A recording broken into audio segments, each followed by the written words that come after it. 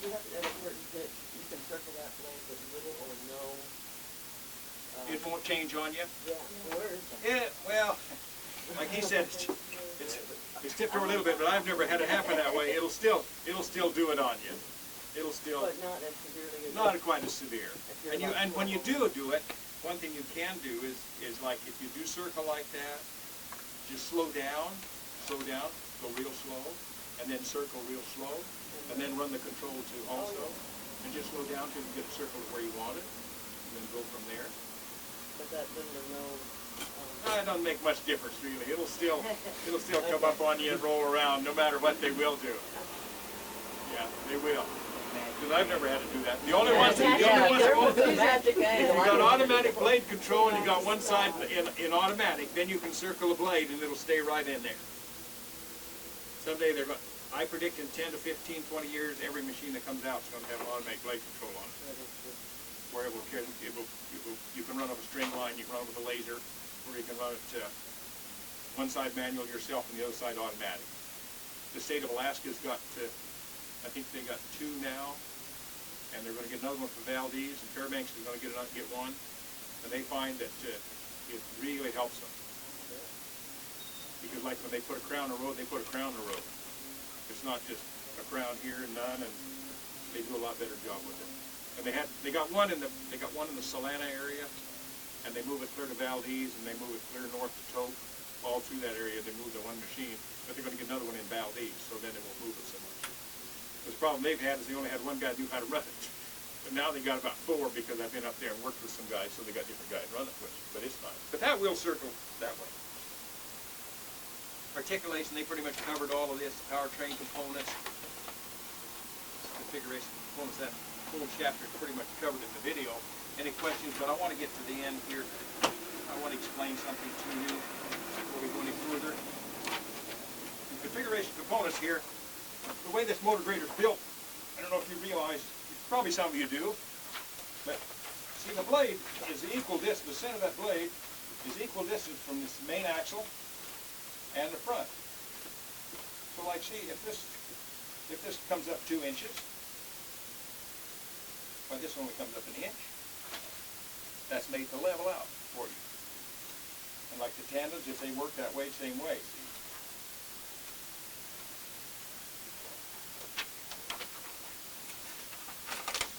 And like see, if the tandem, see, like it shows there, see, comes up a ½ inch in your there, it takes half, then you only come up 1 inch there.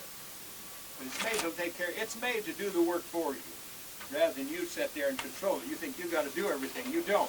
Once you get it set, it'll take care of it once you get things balanced out. I like to run your front axle. Everybody just takes this for granted. You just look at that grader and wonder what all this is for, see. But see, if this wheel comes up 4 inches, the center of the grader, back where your blade is, see, this is going to come up 2 inches here. The back of the blade maybe will come up 1.5 inches or so. So that's kind of the way. Run over a bump. Yeah. So if you run over a bump, see, why it's only half of what it. Right. Well, like. Okay. This is what I've Like. been doing. Okay. Let's see. And they're hurrying to get it back. Like if you got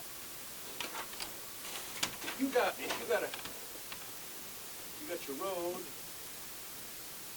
say you got a windrow here, and you're grading, moving it this way, you got your grader like this.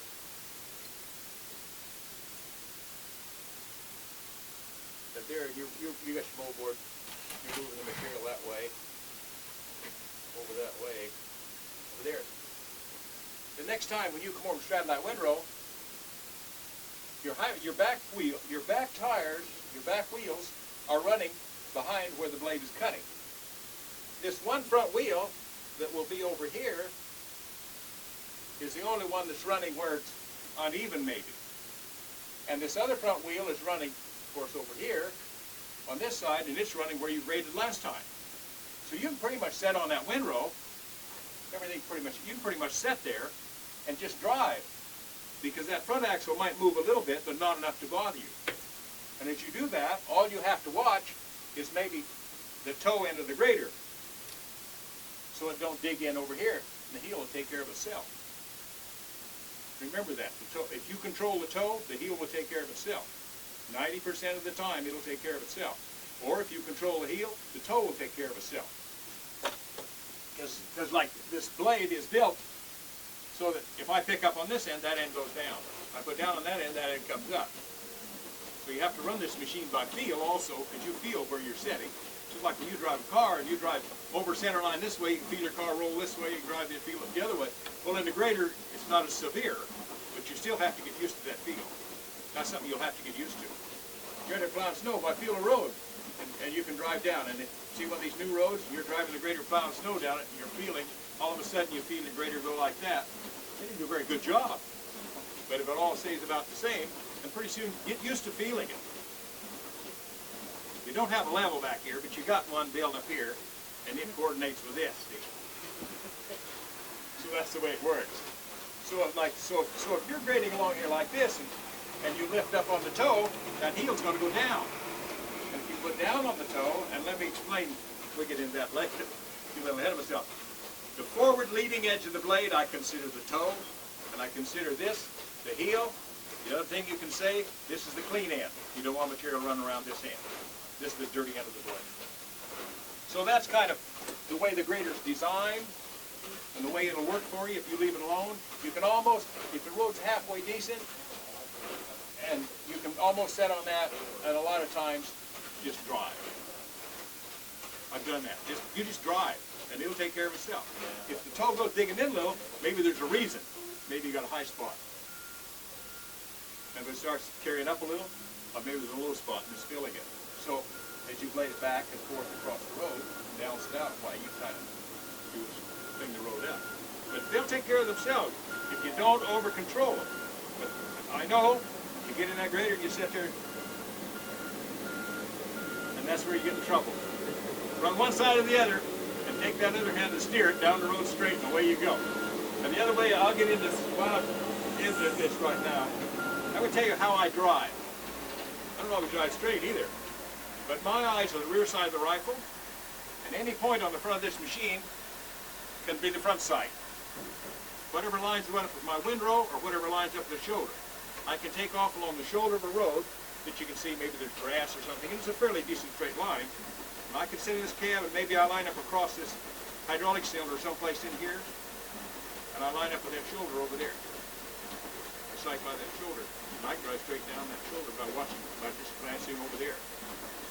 It's like when you drive your car, a lot of times you sit there and you look at the hood ornament, and the hood ornament lines up with the line on the right side of the road. Your shoulder line, you just watch that shoulder line and that hood ornament, you can drive straight down the highway. So any place on the front of that grader can be your front sight, whatever lines up, whether it's a wheel track. But rollers run over your wheel track, and then you can't drive straight, can you? Is that right? Yeah. But So, I'm pretty straight. but see, so a lot of times if you drive straight, you got a nice wheel track, and then a roller or truck comes down and drives all over it, then you got nothing to guide by. Because a lot of times the wheel track's better to guide by than your windrow. Anyway, that's just some tips. Okay, let's get back here to our post-inspection. We got that too a little bit.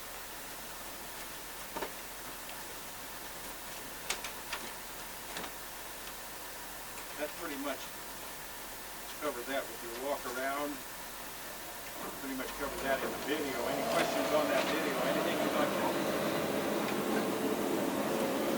We got a lot of stuff to cover here. Pardon? We were looking for where the things were. Oh, you just keep on going here. Let's go to down. We'll go to the terms and definitions here.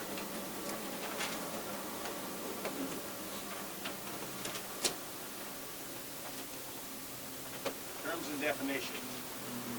Now we'll get into some of this pitch business, what we've been discussing here.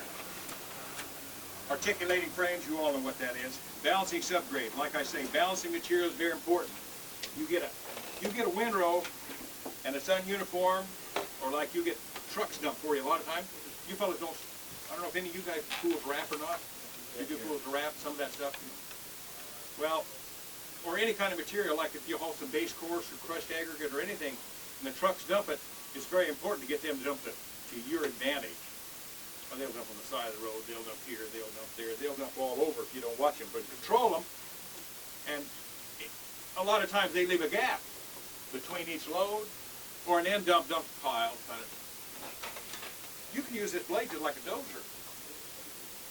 A lot of guys take that blade, they just angle it all the time, they think that's the way it's supposed to do. But if you do that, then you drive over that windrow, you're going to have a big windrow, a little windrow, and you're never going to get that windrow so it's the same size all the way down the road. A lot of times just take the blade like this and just go straight, back and forth. And then you can angle a blade maybe. You can angle a blade, and you can reach over here and pull it back up, and pull it back up this way, and straight blade it again until you get it uniform. Then when you sit down with your blade angled, and you make a pass through there, the windrow that comes off the end of that blade is uniform, the uniform size, same size, all the way down. Then when you lay it out, it all lays out uniformly. So you have to balance the material. Even though you're trying to shape a road up, if you've got high spots and low spots, well, you got to cut the high spots off, fill the low spots. Just use this blade like a bulldozer. Just take and use it like a bulldozer. Push, move all the material around, get it all roughed in first. Don't try to just go down the road and angle and pull a blade material from one side of the road to the other. Go down through there first and doze your material into the low places. Doze around, pull it up. If you see some extra material on the shoulder, get it in there. And then uniform it all up and lay it back out. So balancing material that's the secret to making it a lot easier for you if you balance that material. And there's different ways to do it. This machine is so versatile that I'm telling you one way to do it. There might be another way to do it. You can do all kinds of things that work to your advantage. So you want to balance that material. We're not going to worry about bank plug. And they say term definitely. Base, usually 3/4 minus or 1 inch minus, a certain amount of finer material and sand depending on the specificity of a given project. This material is immediately below the pavement and usually sprayed. Well, we don't worry about that. But you know what, the base is usually whatever. There can be a base on the sub-base, there can be the base on top of the D1, or any part of it can be the base. Benchmark, we get into surveying, a point of known elevation from which surveyors can establish their grades. It can be painted on anything stationary, like the side of a building, a nail on a tree, a marker, existing sidewalk. You're blading a property line or unfamiliar area and discover a concrete block in the ground with bronze-looking pin in the center. Do not disturb. Blade around it because it would usually be a permanent bench marker used by surveyors. It may have been placed there several years ago or just recently, but is there for your purpose. That's one thing to do. If you find those, or you got surveyors got a bunch of laugh at the river, don't knock them out. They need that to their advantage. They don't like it very well if you knock them out. So those are important things. A borrow site is an area from which earth is taken for hauling to a job site which is short of earth needed to build an embankment. A catch point, another word for hinge point, something where a grade setter can catch his grade on a slope or given distance.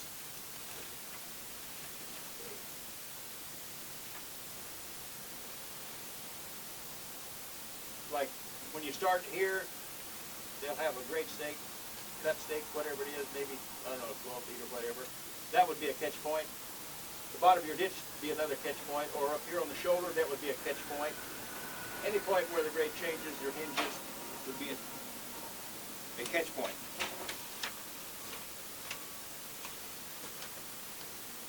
Cement treated base, we're not interested in that, we're not interested in chokers. Cutting edges, the grader blade. You know what that is, I'm sure. An area being filled with earth borrowed from borrow site. The borrow site in some cases may be the shoulder of the roadway or in the gutter section. Float, okay.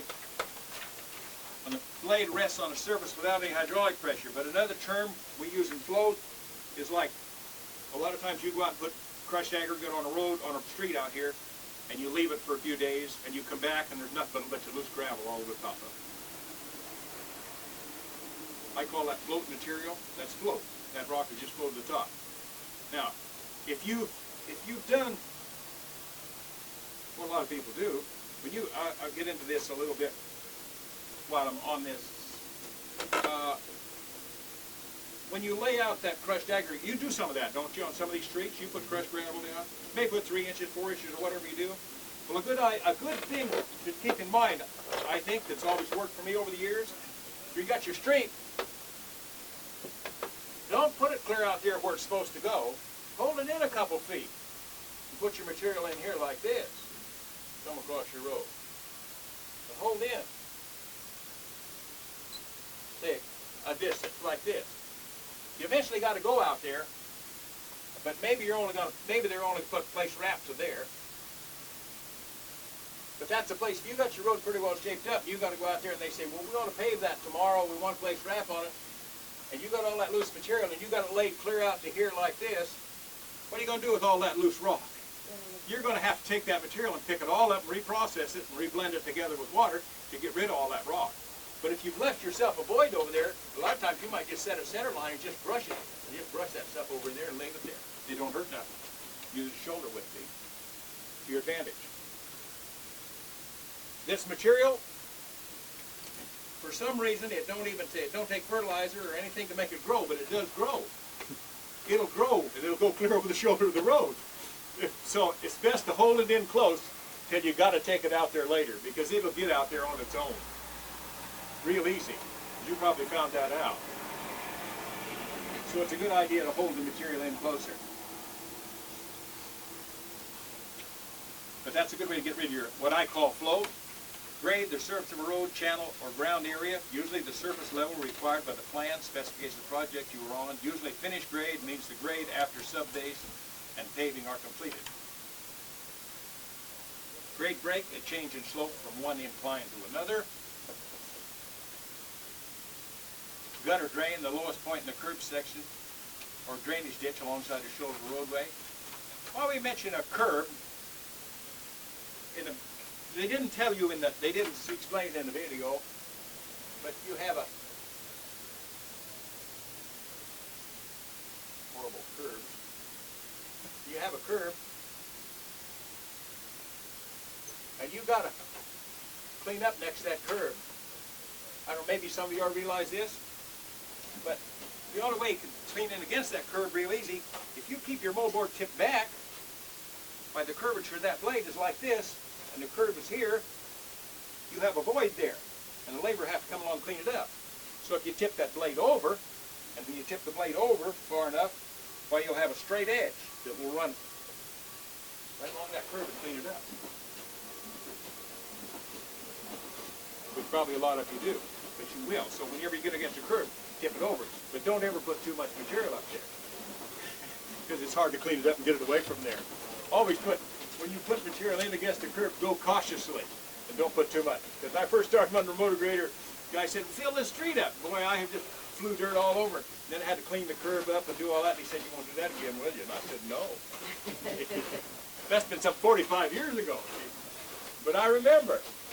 That's something you got to remember. So it's best to, like, you lay your material in here. Maybe you can come in here and lay your material.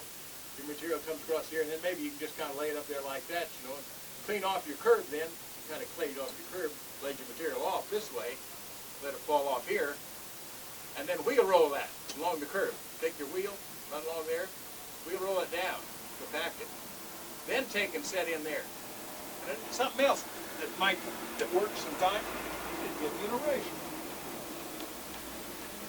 Is there one over there someplace? Yeah. Ah, good. Thanks, Tony.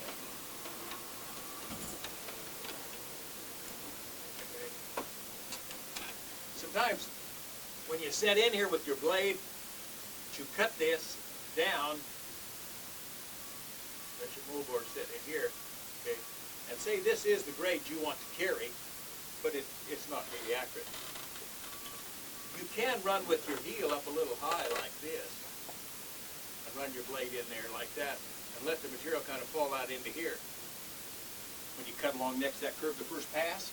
Because if you try to push that material all the way across, if you try to bring that material across, all the way across here, there's so much resistance on that blade that it'll run around the end of the blade and run up on the curve. So if you hold that heel up a little high sometimes, you know, and just let the and just make a pass along the curb real easy, and just cut down your distance, but let the material fall in here.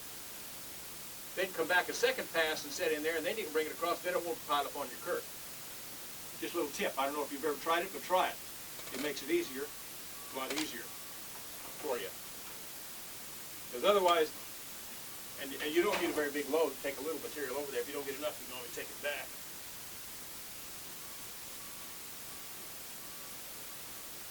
But anyway, that's working along curbs. Of course, curbs are kind of nasty to work around, too. And then I tell you something. It's not something you want to do, but it's something that I think covers a good point, such as I was. So you have your street, and so you have your curb, like so. Borrow and put it underneath. Okay. Well, what I done one time, we had a section that was about a half a mile long, and the curb had set up and got good and hard. And of course, we didn't have these big heavy graders then; just had a small 12 grader. So what I done is I put one front wheel up here on the curb like that, another front wheel out here like this. Of course, my two back wheels also were going to run on that curb. Like that, and I set my moldboard in so it was just on the inside of that front tire and against the curb. And then my moldboard come across here, brought the material out here like that. So actually what I done is I created myself a template. See? Because these two hind wheels running where I was cutting, my front wheel on this side, my two drivers were running on that curb. My back wheels were running where I'd cut. The only thing that was running anything different was be that front wheel up there move a little bit. And you could set in like that and just drive and never touch a control. Just drive. And it would cut that curb down an inch or 2 inches, whatever you want to cut it. But that's just the principle of when you're grading and you make one pass, you've semi-built yourself a template to set in for your second pass. That give you an idea of, see? That's a good idea. Yeah, if you got a good solid curb someplace, don't have a heavy grader, you know. A lot of times on the asphalt repairs and stuff, that curb's been there for years. So you could set on there like that, see, and just take it easy. See? And you don't have to bring it all the way across here if you don't want to, but you best do it, because then your hind wheels are running where you're cutting, see. A lot of that curb's all sunk and everything anyway, so you're trying to match that, you know. Sure. Yeah, so it's an idea, something you might experiment with. But that's the idea. This grader will make templates for you to make the one pass. The first pass is the hardest pass. Okay. So we could gutter drain. Heel of the blade, I told you the heel of the blade was hinge point, an indicated point where a fill slope stops and a road or shoulders begin. Well, you got a cut section, then you got a fill here. You're coming up a big high fill road, so that'd be a hinge point there.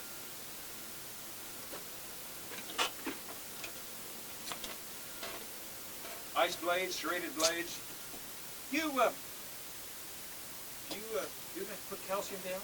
Use calcium? We did last year. What method do you use? How do you Standard. you use liquid or dry? Dry. Use dry. We do use magnesium chloride too. Okay. To add to it afterwards? No, Just separate.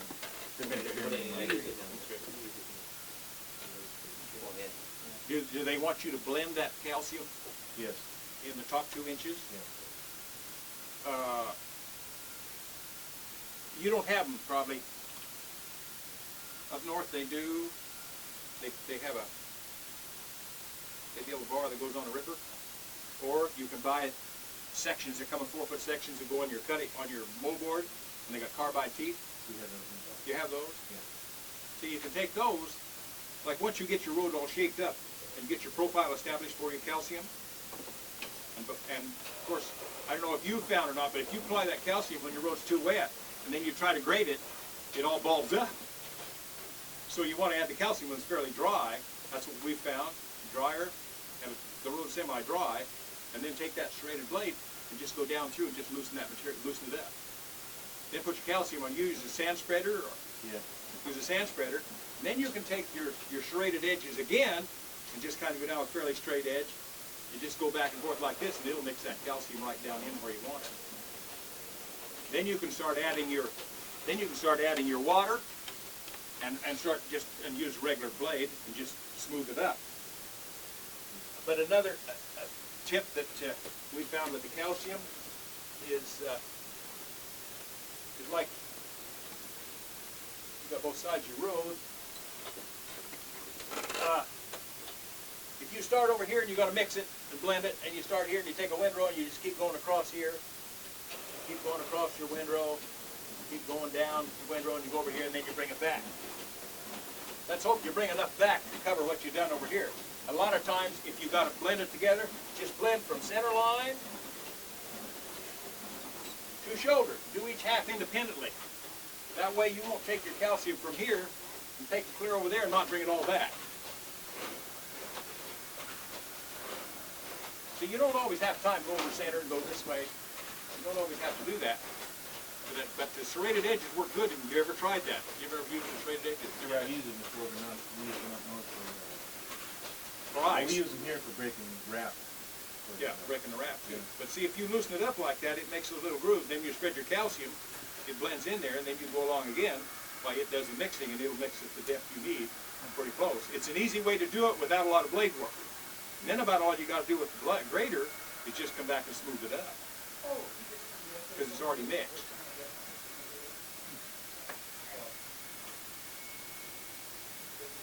So that's when it comes to serrated edges, I thought I'd bring that up. Lift any layer of material or soil placed upon another. Maximum density and optimum moisture. The highest point on moisture density curve considered the best compaction of soil. Well, maximum density. I guess you as grader operators have to judge how much moisture you want in your material, because you can either get it too wet or it can be too dry. So you definitely want to watch the moisture. And so maximum density and optimum moisture is, of course, out in the construction field, they take a sample of material and they take it into the lab and they dry it, and then they put a certain amount of water to it, and then they determine how much moisture it needs, what percentage of moisture it needs to get maximum compaction or density. But where you don't do too much of that, why you just have to be your own judge. You'll have to be the judge of that. Tell the water truck to quit, and don't let the water truck just stop there and open his valve and make a big wet spot for you either. Okay, before we go any further, let's take a break. The unit to which the blade is attached. You're all familiar with that? Moisture density curve. Draft water test, we kind of talked about that. Nuclear density test, they have nuclear test, that's they have a nuclear densometer to set nuclear compaction. Figure how much moisture is in the material, what's there. Pitch, the angle at which the cutting edge sits in relation to the road. They talked about that a little bit in the video. They say 30% miscellaneous. I think I like to run most of the time. I like to run with the blade tipped back so that the top of the blade, the top of the moldboard, and the bottom of the blade are parallel, like this. And I run as straight an angle on the blade as I can run without spilling material around the clean end. You got more stability. You angle a blade around like that, real sharp, you can move a lot of heavy material, true, but the blade is not very stable that way. But when you do angle a blade like that sometimes, then if you're cutting out potholes, well, you have a better chance of cutting them out if you run like this, because then you'll just drop in them, just the washboards. But I like to run with the moldboard back, and at the angle, I don't say there's any angle which is, the angle you should set your moldboard is probably what the material at the time calls for. Because sometimes you've got good wet material, nice material, you can run a pretty straight blade and carry a pretty good side load without spilling. But if you got dry material, it'll run around the end of the blade on you and mess you all up. But I like to run with a straight, fairly straight blade because you got better, the machine is a lot more stable. And also,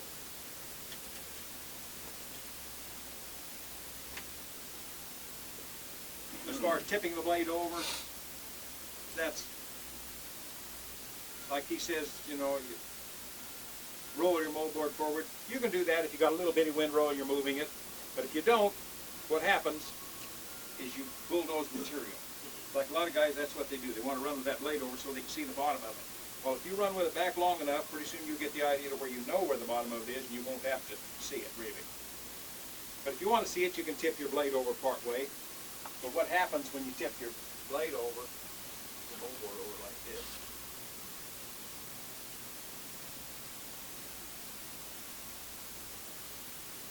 What happens here is your material builds up in here, and it has a tendency to lift your machine. If you tip that blade over, it'll lift your machine right up. And it'll take pressure off the tires, it'll do everything, it'll lift you right up. Because you're not rolling the material off. You keep the material, get your blade rolled back, the material will roll off the blade, and it won't lift you up. But otherwise, it'll lift you up, give you resistance. And sometimes if you're wanting to move pretty fast, you got a little windrow, you can tip it over, and it'll give you some resistance to hold you back. But if you got too much material, and you're trying to move a lot of material, you can't do it rolling forward because all it'll do is just hold you back. Just give you a lot of resistance. You can't. So I like to run it the other way. But if you're like they say, if you got a hard road, you say, well, if I tip the blade over, I can cut it better. And you probably found that out. You have. You can cut. The only reason you can is because this your cutting edge down here wears like that. See, this is in relation to the road. Okay? Well, that point's sharp. So if you take that point, tip it like that, tip your blade forward, well, you got a sharp edge there. But sooner or later, it's going to wear off like that. So what you want to do, and what a lot of guys do up in the Dalton Highway, that do maintenance up there, I worked with those fellows in Fairbanks, what they do is when it gets to where it don't cut, they tip the blade a little more ahead. They don't tip it all the way ahead first, they just tip it enough to get the sharp point down to where it'll cut. And of course you can't move a lot of material that way, but they'll just tip it a little bit, then they tip a little more when that gets dull, tip a little more. Well, eventually you're going to have to roll it back and sharpen up your edge again, sharpen up your point again. But the other thing is, when you tip it over like that, you've got so much resistance that you can't move a lot of material. So if you have your road you're working on, and say you set in here and you tip over and you cut a windrow like that over there, and you cut out the potholes out. Well, if you try to pick up that windrow and cut more here, you got more windrow than you can handle, and it just lifts you up. So maybe what you want to do is you can set over here like this and cut this way and add to that windrow and cut your potholes out. And then maybe you could set over here again and cut some more out, and then blend it all together and lay it back out. But if you try to cut the potholes out and you get a windrow, and then you set on that windrow and you move it further, each time you're going to get a bigger windrow, and it'll just lift you up and you won't be able to cut. But then you can all blend it back together. And then once you blend it back together, well, you can tip your moldboard back and lay the material back out. A lot of times, if your road's got a good profile to it, if you've got a good profile of your road, I feel like open the race for this time. Okay, thank you. If you've got a good profile on your road, you do a lot of maintenance around town here. So, if you've got a pretty good profile on your road, there's really no reason. You can start over here, or you can start here. You can do half the road at a time if you want to. Do this half. But I don't know how your guys are faced. Do they tell you, well, you got 2 hours to get this done, we got to go to another project? Not really? Okay, DOT they do. They give them guys, they say, hey, we got to get it done because we got to do something else. 3 passes and you're done. Well, what you can do is actually, you can start over here and move your material over to the center of the road, and then you can turn around, bring it back, and lay it back out. If you wanted to, just do one half at a time, instead of go clear over it. And say you work with traffic, you do this side, then you turn around and do this side. Traffic's got this side to run on. Because if you try to work all the way across, pretty soon you got the whole thing tore up. So you can work one half at a time if you want. But there's no set way to do it. You can do it many different ways. Whatever works best for you. But Okay, where I have my problem is in alleys, so they narrow. they're so narrow. You got to run the blade in under you sometimes, or maybe if you get it where the gutter is, your wheel's running over you, over your windrow. Right. Trying to run the drainage down the center. That's where I need some serious practice. Well, and a lot of times you got manholes in the center of the alley too. You know, you got all these things to contend with. But one thing that will probably help you is if you can get that blade set in under you, maybe you'll have to set to where the center of the alley is inside your drivers here, someplace, like this, and you have to slide your board out here and get it to where your heel's down here, and once you can kind of get it set, just don't bother it. Get it set, don't bother it, just get it go. And remember, when you put the toe down, that heel's coming up. It's under you. When you pick up on that toe, it's going down, vice versa. And so you got to remember that, you come down that alley if it goes like this, but if you got a pretty good alley, and the other thing is you come to telephone poles, I know I've been in these alleys, you come to telephone poles and all the other thing. Well, I'd rather not steer around them. I'd rather just slide my board back in and ease past them and slide it back out and dive straight. I don't know. But try not, once you get it set down in there, that heel, just kind of leave it alone and go through the alley, and you might have better luck than trying to fight it. Just cruise through there easy like that. And then on the other, of course, then you got to take that little bitty windrow or whatever you got to take it up the other side. But I got a gate I'll show you. The city might make it for you. That you put on the end of that blade, and you won't leave a windrow out there. You can kind of lose it, and it'll make you a straight edge. It only takes about 5 minutes to put on and take it off. It's not like a snow gate that raises up and down. It's just a gate that goes on with a couple of J-bolts. And I got it back in my car. We use it out there, and it'll make straight edges for you. Things like that's pretty handy to have. You can use that in some places like this. So You get in a darn alley, and you got putting a wrap out as well, because normally that's what we do is take out a blade that has a ring or a gate on it. the snow gate. Use the snow gate. Yeah, Yeah. try to set your. But I got one that's simple to make them, just easy and put on real easy. You don't have to pack the snow gate around, then you take it off and get rid of it. But that's a good tool. But it's pretty big in an alley to get that snow gate hanging up there. But then you get a windrow over in the center, then you want to take it back up this way in an alley. It's pretty hard to do. And these blades all got 14-foot moldboards on them. All the graders you got's got 14-foot moldboards, haven't they? You don't have anything with a 12-foot on. What I end up doing is just, when I was trying to play with them, I don't even have room to roll around back and You don't have room, do you? So you end up with a real nice crown. Rather than put it. Well, what's really, if you can, my idea was, if you can, and it don't interfere, is I'd drain the whole darn alley to where it drains one way. Yeah, that would be nice. Put it all to where it drains one way. Just so they narrow. And then see it, and maybe, but they're narrow, see. But if you get it all one way, Like they're all different too. Some of them inverted where it runs down Right, the center, some yeah. of them drain off the ground, some of them run one way or the I other. think you ought to strip pave every damn one of them. And be done with it. but it's hard because they get potholes in them and there's no room to really, you can't really, it's hard to go in and rip them up and cut them out. And like if you go through that alley, like I say, you put a windrow in between your blades, then you got to take it up this way, or you come back from the other side, do the same thing, and then take it all the other way, or you got to split it. It's hard to do. I know alleys are hard to do. I don't know. You probably tried every way there is.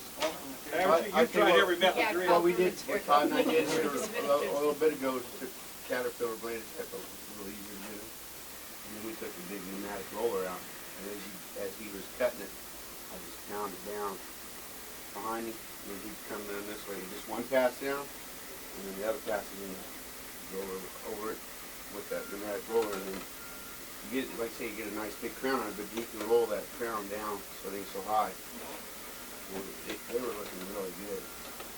But if you have a crowned alley, we get into this, well, let's talk about quarter crown first, and then we'll get to that. Quarter crown, you know what quarter crown is? Okay, this would be, you consider this the center line of the road, this would be the shoulder of the road, and this is the quarter of the road. So the quarter, it's in four parts. Quarter over here, you got a shoulder. Okay, that's your quarter crown. Quarter of the road. Well, if you don't do it right, you end up with a road like this. You end up with a road that looks something like this. I call that a parabolic road, like that. Then you got quarter crown. It's hard to maintain a quarter crown, a road with a quarter crown in it. And that's another thing, when you get quarter crown if you don't do the center properly. Like, you start over here in the shoulder, and you just keep going with your material, bring it over here. When you get to the center line, and you think, I always got to have a windrow coming off the end of that blade. You don't have to have a windrow coming off that blade, because when you go over center line, that windrow is going to lose out like that. Now then, what you do, and then you're sitting here with your grater like this.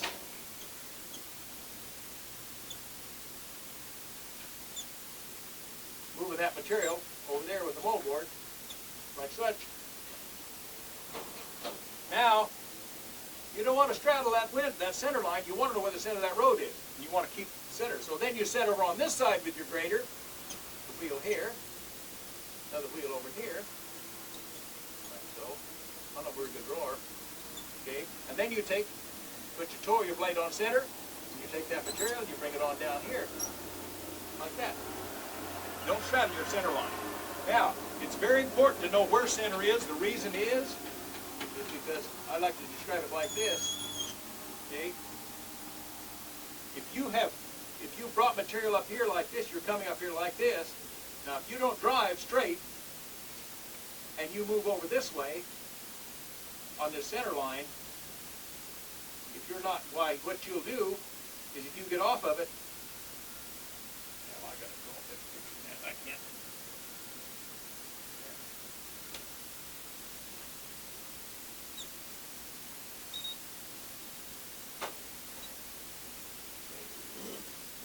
So if you're grading, you got your grader setting here.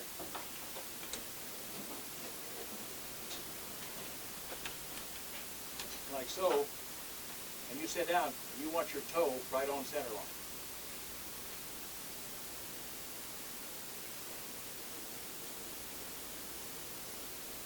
Now, if you drop that material over this way, if you drive over this way too far, you drive over here, and so what you do, you cut deeper. If you drive this way farther over this way, you're going to cut higher. You got that? Trying to get the idea? Mm-hmm. See? So you got to drive straight. So if you don't drive straight, what happens like this is you get an uneven windrow. Be ununiform. That's why it's very important to drive straight. Find out where the center is, mark the center, and use the center, and continue to use it. And if you start like this, you come across the road, and everything's fine. You think, well, I'll just take that material, and I'll take it back across the road. Well, all of a sudden, you get over here, darn, I got a lot of material. Well, instead of cutting on center, you cut down here. So what have you done? Got a mountain of material over there. But if you brought it right up here where it belongs and take it down, you'll come down with a small amount that you started over here with. And if you take over here and you cut up too high over this way, well, what's going to happen? You're going to run out of material. You haven't got enough to come across the road. Any questions on that? But that's very important to drive straight and maintain where center line is on your road. Because if it don't, you'll run out of material on one side, or you'll run out a lot of material. And you've probably done it. You probably started across the road, and you start out with a X amount. You got a nice little windrow, and you start back, and you go back this way, and you get up with that one. All of a sudden, I got a big windrow. What happened? You probably maybe didn't keep on center line. Or maybe all of a sudden you start from this side, and you go to the other side, and you run out of material. Where you really find that out, what really will get you on that, is when you run an automatic blade control system, it'll really tell you what you've done wrong. So that's why I say it's important. And the other thing is to drive. is like your shoulders. If you're reaching over like they show you in the book, and you're pulling up a shoulder here with got your grader set in there some way, like so, and you're pulling that shoulder up, you don't drive straight. You're either going to cut into that shoulder, or you're going to come like this, and you're not going to have a uniform amount of material that you pull off that shoulder. When you drive crooked, you pull in this way, you're going to cut more off that shoulder, so you're going to get more material in there. And if you move out too far, you won't cut enough, you won't have hardly any material there. And then what you've got is you've got an ununiform windrow. You've got to balance it out. If you drive fairly straight and pull this uniform amount of material out, you'll have a uniform windrow to work with to maintain your road. So that's why I keep telling you, you've got to drive straight. And I had a guy from Glen Allen, and Norm John's son, in a class, and he couldn't drive straight. I don't know why he couldn't drive straight. And he's native. And I asked him, I said, "Did you ever shoot a moose?" And he said, "No." I said, "Well, no need for you to go hunting. If you can't shoot any straighter and you can drive, you're not going to hit him." He started driving straight, so pretty soon I told him he'd go hunting. He'd probably get hit one. Anyway. Okay, so we kind of covered pitch, quarter crown. Reference stakes or reference points. A stake or a hub placed in the ground some given point for the grade checker to take all his measurements and grades from. Sand cone, we're not worried about sand cone tests. We'll skip that. Okay, sharp blade. When the angle of blade in relation to a line at right angles to the machine is greater than 30 degrees.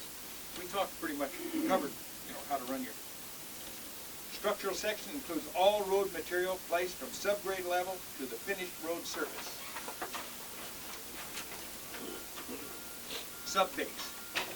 An imported material to act as foundation for base material or cemented base material sometimes. Well, this information came from someplace other than Alaska, because we don't usually do a lot of this. Subgrade, nothing more than a foundation for subbase, base material, and finally the paving itself, concrete paver, asphalt, aggregate paving. Super, a continuous slope in one direction on a road. I don't know, you don't have many supers around town, do you? Do you have any supers you deal with? We got well, that's paved. There's that one on 72nd that turns Do into you have some Spruce. supers you deal with? That's paved. Actually, we just put one in this year on that road we did down on Second Avenue. Okay. Let's cover that a little bit. There's two different methods that they designed, that the surveyors, the designers use when they lay these roads out. And one, they use center line as control, and another method they use a shoulder as control. Now when they use center line control, and you come into a super, you'll notice that, I suppose you ever been to Homer and the Homer bypass, you'll notice that the curves go like this and they go around the curve, supers. On the highway you won't notice it so much, but when you have a center line, which everything rotates on center line. So when you start into a super, the low side drops and the high side raises. And then when you come out of it, you do just the opposite. That rotates on center line. Those are hard to build because the grader don't follow that very well. But you get one where the low side will stay the same elevation all the way around the low side as you come around the road. And then the high side raises, like this.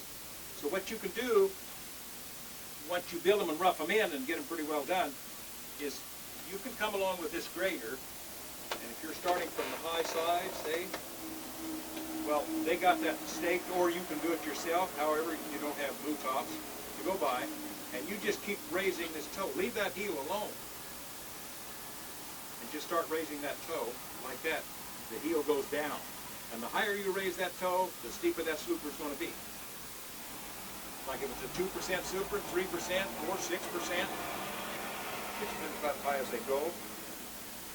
Why? And then when you come out of it, and you start in your, with the transition is the area between your typical section where it's a standard crown. You got a transition period until you get into full super. So you're moving at this transition is where you're lifting your blade, see? You're lifting on one side and the other side's going down. And you don't have to fool with the heel, leave it alone.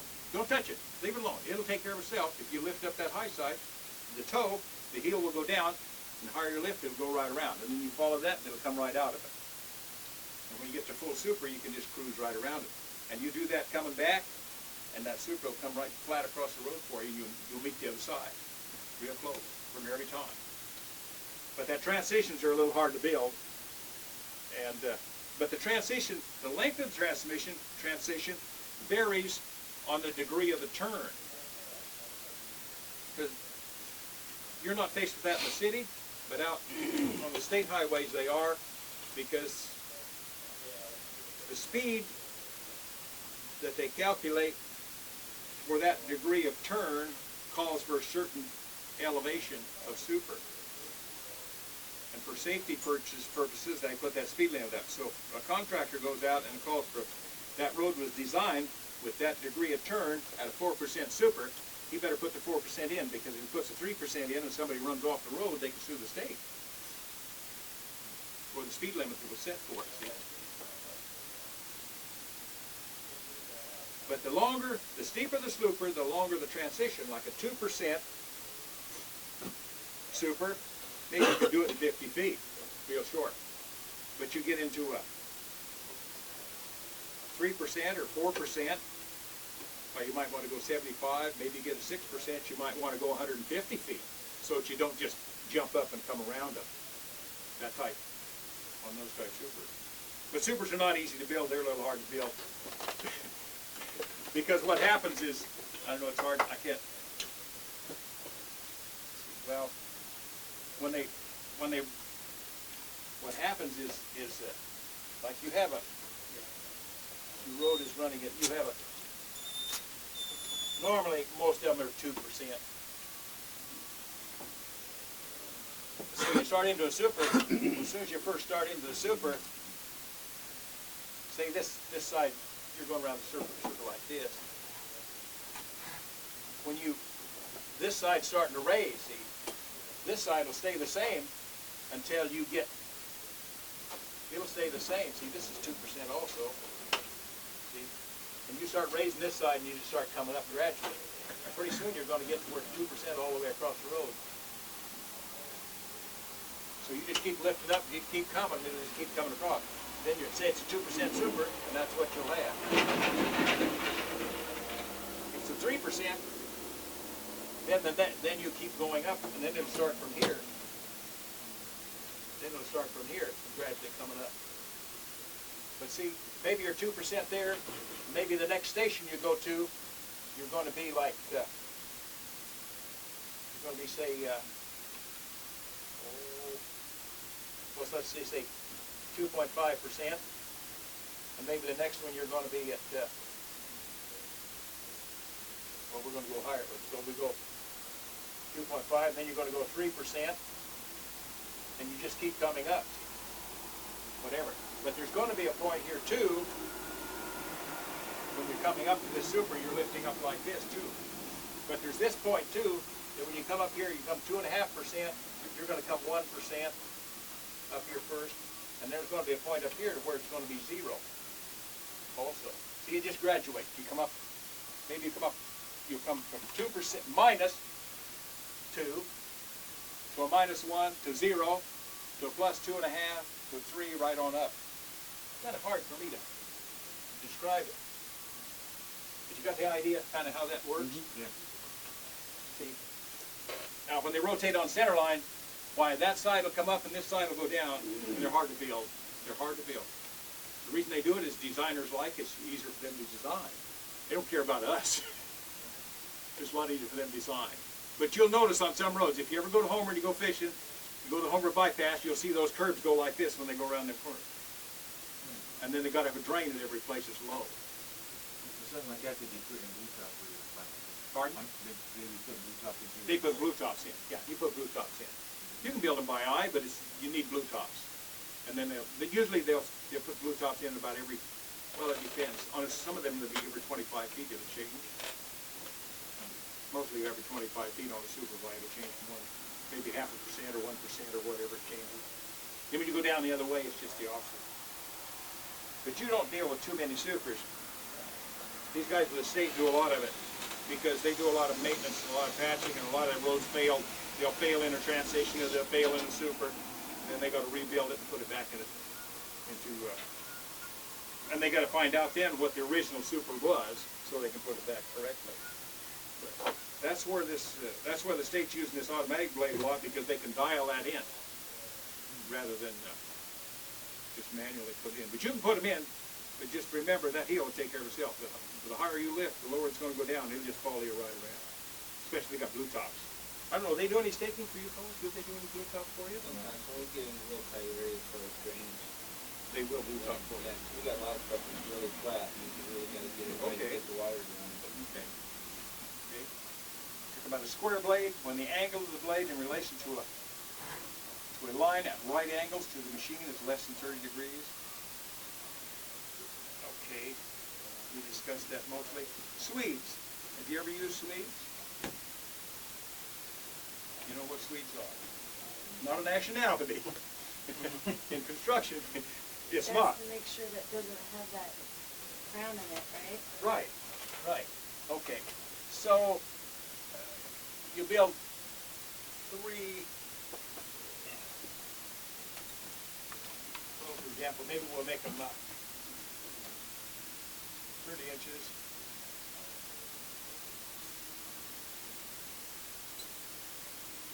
We're going to put a plate on the bottom up, and probably it's about 5 inches square. We're going to build 3 of those. Identical.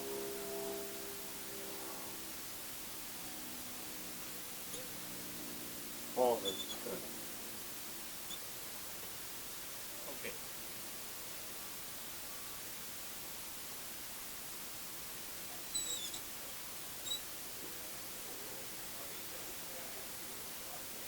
What you can do, you use those, it's handy just to have it set on the grader out when you're out working, like especially trying to get a road shaped up wrap or something. You can set one of them in the center of the street. And you might want to do this before, say an area you want to work, go down through it first and see what you have. You check it out, see what you got to do. I mean, you just don't want to go on a road that you've got to grade or shape up for wrap or shape up for paving, and just set your blade down and start going down the road. You want to drive down that road first and drive back, look it over. Look over the job, analyze it before you go too far, so you know what to do. You know, maybe you start on this side while all your material's on the other side. So you want to find that out. You can take these sleeves, and you can put one there. You can put another one over here on the shoulder, like so. You can set one here in the center, like this, and you can sight down across here. One like this, see it? You sight from one to the other. Okay. You can measure the distance from there to there. Looks like maybe you're 4, 5, 6 inches higher there than you are here. The other thing you can do, I build an awful steep ground on the road. I'll build one here we can work with. The other thing you can do is you can put one here.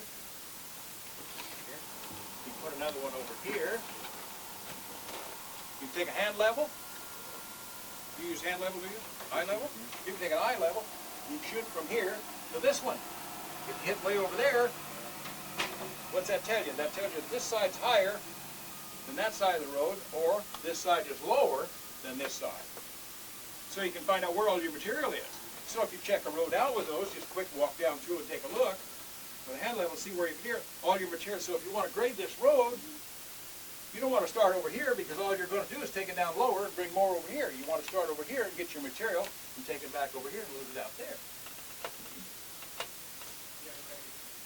You know, so you can, and the other thing is, like if you've got a section of road that has you do any patching? Like that, with frost heaves and dips? Asphalt things? Okay. What you can do is like, you got your, so you got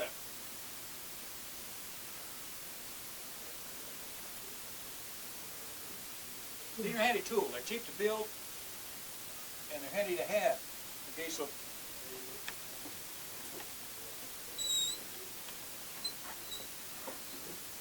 Okay, so you got a place you want to fill with asphalt and it's low. And you're kind of curious how much material you're going to need. Well, really, you could set a suite up over here. You can set up another suite over here. And you put one down here in the middle. And you could slide across here and have somebody measure down here, hold a ruler up there and sight. Well, for example, maybe say, well, that's a foot low. Well, you know you got to put 12-inch material, so what you can do is you go out there and you can put you a lap, the shoulder of the road, you can bring it up a ways, put your ribbon on where you got to fill to. Then there's no gas. You got something to fill to, something to go by. Same way if that patch runs all the way across the road or runs in the center of the road, you can put your sweeps over in the center of the road and sight down across and see how much you have to fill in the center. It's a good idea, I like to patch one side at a time. You know, not both sides, because let traffic go on the other side. So at least, and if say you say it's pavement, if you wanted to, instead of putting a lap there, you can just take spray paint and fill 6 inches, or you could go over in the center with your sweets and shoot across and see, say 3, so you can just mark 3 or 2 inches in the center you got to fill. So when you place your asphalt in there, you got a pretty good idea what you got to put in. Otherwise, you just guess at it, you know. And if you guess, you make a mistake with this asphalt, you don't have a second chance sometimes, because it sets right up on you. It's interesting too, because that way it gives you the exact amount. Exact amount of material you need. Quarter-inch extra for. Sure, and you can allow for compaction. Yeah. Sure, you can say, well, okay, I got to put, 6 inches of material in. Well, I better put in about 8 or 9 maybe. It's got to compact. You can take that into consideration. So it's just a handy tool. I didn't know if you use it or not. The contractors use them a lot. But I think I have some, and I'll show you when we get out in the field. But I think they're one of the simplest tools you can have around for your maintenance program. Any questions on that? How those work? A lot of times they just take a piece of 5-inch or maybe 3/8 inch plate, 5 inches square, take some rebar, just weld it to that so they're all the same height, and put you a little piece on the top of about 3 inches, something to carry it with. Make them about 30 inches long or so, or whatever you want. And you can just throw them up on the drawbar of the grader or someplace and carry them around with you, or throw them in a pickup. It's quicker than bringing a laser out, and it's quicker than setting up an instrument and taking a shot. And the other thing you can use them for, like like your cross drains, you put in a lot of cross drains, things like that, and you grade it out and you wonder, well, does it drain? How much? Well, you got to put a lath in the ground here and drive one there and shoot with the hand level. You can set one up on one side and one the other,